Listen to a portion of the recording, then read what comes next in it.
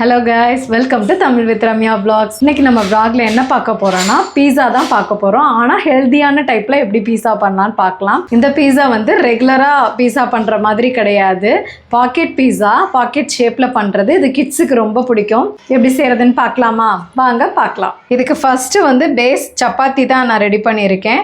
இதுதான் ஹெல்தியாகவும் இருக்கும். இது எப்படின்னா நான் நார்மலாக சப்பாத்தி செய்கிற மாதிரி உப்பு எண்ணெய்லாம் போட்டுட்டு பிசைஞ்சுக்கிறோம் தண்ணி தெளித்து. ஆனால் மல்லிச்செடி மட்டும் நான் ஒரு ஃப்ளேவருக்கு ஒரு 2 ஸ்பூன் மல்லிச்செடியை நல்லா ஃபைனாக சாப் பண்ணி இதில் போட்டு பிசைஞ்சு ஸ்கொயர் ஷேப்பில் கட் பண்ணி நான் சப்பாத்தியை சுட்டு எடுத்து வச்சுருக்கேன். லைட்டாக 2 பக்கமும் சுட்டு எடுத்தால் போதும்.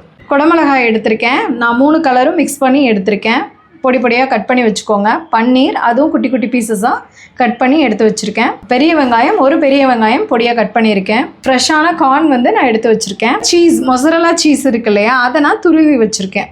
இப்போ மசாலா ஐட்டம்ஸ் பார்த்துடலாம். Chilli flakes, oregano, chilli powder, garam masala, tomato ketchup, அவ்வளோதான் இதுக்கு தேவையான பொருட்கள். இப்போ எப்படி பண்ணலான்னு பார்க்கலாம் வாங்க.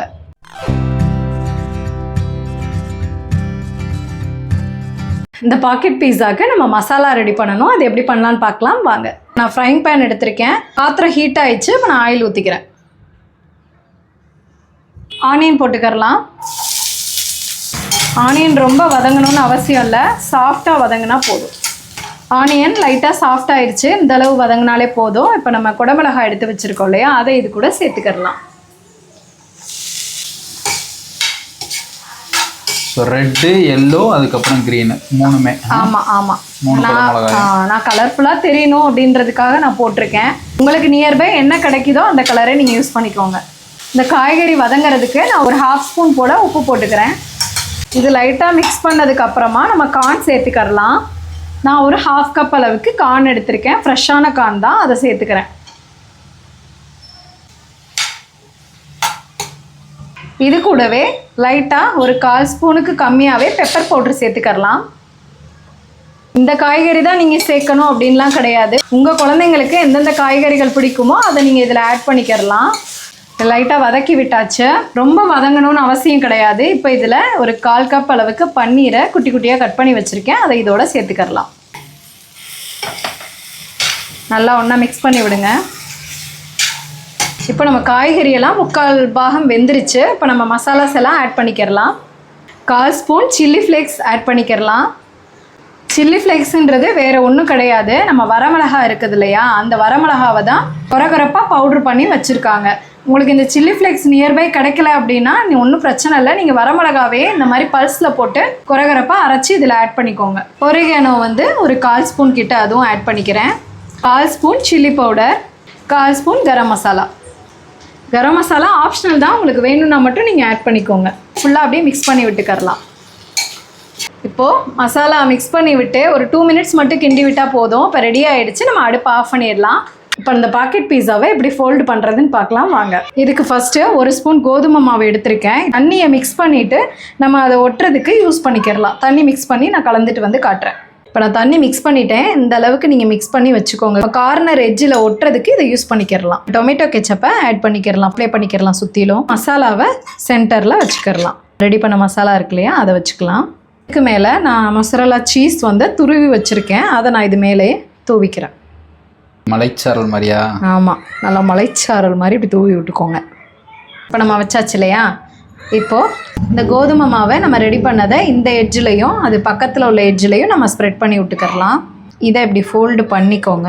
பண்ணிவிட்டு இதை வச்சு இப்படி க்ளோஸ் பண்ணி ஒட்டிடுங்க, அது நின்றும்.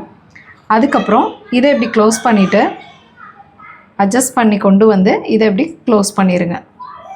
நம்மளோட பாக்கெட் பீஸா ரெடி ஆயிடுச்சு. இதே மாதிரி நம்ம ரெடி பண்ணி நம்ம ஃப்ரை பண்ணிக்கிறலாம். இப்போ நான் மீதி ரெடி பண்ணி கொண்டு வந்துடுறேன். இப்போ நம்ம பாக்கெட் பீஸாவுக்கு நம்ம ஃபோல்டு பண்ணி வச்சுருக்கோம் இல்லையா, அதை நம்ம ஃப்ரை பண்ணிக்கிறலாம். நான் அதுக்கு சப்பாத்தி கல் எடுத்திருக்கேன். ஆயிலை ஸ்ப்ரெட் பண்ணி விட்டுக்கிறேன். இப்போ நான் ரெடி பண்ணதை சப்பாத்தி கல்லில் வச்சிட்றேன். அவ்வளோதான். இது மேலேயே லைட்டாக ஆயில் ஆப்ஷனல் தான், வேணும்னா ஸ்ப்ரெட் பண்ணி விட்டுக்கோங்க. இப்படி பண்ணிங்கன்னா கொஞ்சம் மேலே கிறிஸ்பியாக இருக்கும். குழந்தைங்களுக்கு கொஞ்சம் விரும்பி சாப்பிடுவாங்க. இதுக்கு பதிலாக நீங்கள் நெய் இல்லை பட்டர் கூட விட்டுக்கிறலாம். பட் நான் சீஸ் அப்புறம் பன்னீர்லாம் போட்டதுனால நான் நெய் அவாய்ட் பண்ணிவிட்டு நான் ஆயில் தான் போட்டிருக்கேன். இப்போ ஒரு சைடு லைட்டாக ஹீட் ஆயிடுச்சு. பெரட்டி போட்டுடலாம். சிம்லேயே வச்சுக்கோங்க. சிம்மில் வச்சுட்டு நல்லா ஹீட் பண்ணி எடுத்துக்கோங்க. சப்பாத்தி ஏற்கனவே சுட்டு எடுத்த சப்பாத்தினால நீங்கள் ரொம்ப நேரம் சுடணுன்ற அவசியம் இல்லை. கொஞ்சம் ஹீட் ஆகிட்டு அந்த சீஸ் எல்லாம் மெல்ட் ஆகிற அளவுக்கு ஹீட் ஆனால் போதும். 2 சைடுமே நல்லா கிறிஸ்பியாக முருகலாக நல்லா வேக விட்டாச்சு. இப்போ நம்ம எடுத்து வச்சிடலாம். நம்மளோட பாக்கெட் பீஸா சூப்பராக நம்ம ரெடி பண்ணியாச்சு. பிளேட்டுக்கு ட்ரான்ஸ்ஃபர் பண்ணியாச்சு. நல்லா கிறிஸ்பியாக இருக்குது.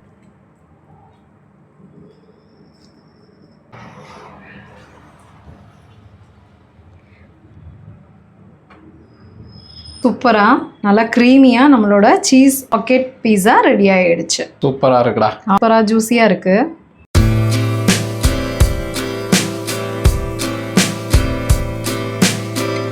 நான் சொன்ன அளவுகளோட நீங்களும் கண்டிப்பாக இந்த பாக்கெட் பீஸா ட்ரை பண்ணி பாருங்கள். இது உங்கள் குழந்தைங்களுக்கு நீங்கள் லஞ்சாவோ இல்லை பிரேக்ஃபாஸ்ட்டாவோ கொடுக்கலாம். இல்லை ஈவினிங் நீங்கள் ஸ்நாக்ஸாக கூட உங்கள் குழந்தைங்களுக்கு கொடுக்கலாம். இதில் உள்ள ஃபுல்லாக நம்ம வெஜ்ஜீஸ் தான் ஆட் பண்ணியிருக்கோம். ஸோ ஃபுல் அண்ட் ஃபுல் ஹெல்த்தியான ஒரு பாக்கெட் பீஸா தான் இது. கண்டிப்பாக ட்ரை பண்ணி பாருங்கள். இந்த ரெசிபி பற்றி என்ன டவுட் இருந்தாலும் கீழே கமெண்ட் செக்ஷனில் கமெண்ட் பண்ணுங்கள். இந்த ரெசிபி பிடிச்சிருந்ததுன்னா உங்கள் ஃப்ரெண்ட்ஸ் அண்ட் ஃபேமிலிஸ்க்கு இந்த வீடியோவை ஷேர் பண்ணி விடுங்க.